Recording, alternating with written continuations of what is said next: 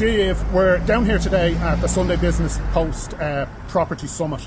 So the reason we're protesting is because this event is being used to give a major platform to a number of property parasites and vulture landlords.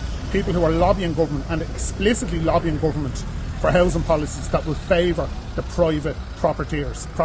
So we're talking here about representatives from Deloitte, from Savills Estate Agent, from Tesco's, from BNP, the French bank, from Cushman & Wakefield, which is a huge international estate agents, Greystar, US vulture landlord.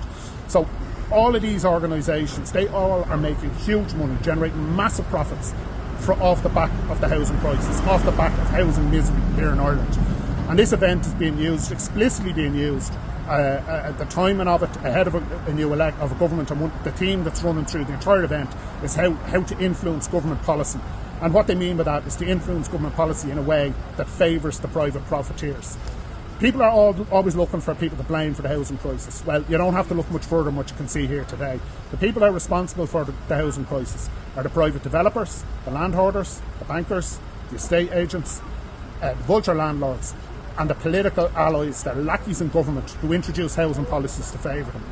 Even here, for example, today they're talking about there's one section set aside to discuss whether this idea of co-living should be reintroduced.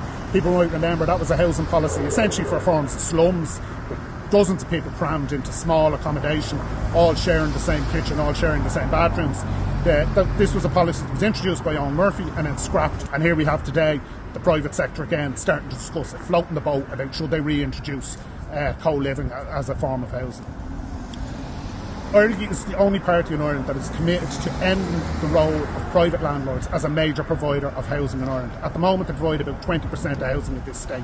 That should be 1 or 2%, not 20%. The alternative to private landlords providing housing is for the state to provide housing through a new system of universal public housing, where all rent would be linked to income, where all tenants would have full security of tenure, and it would be open to everybody regardless of their income.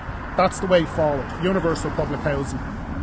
Not this shambles, this system that is designed for profiteers, for parasites, to gain immense wealth at the price of our people.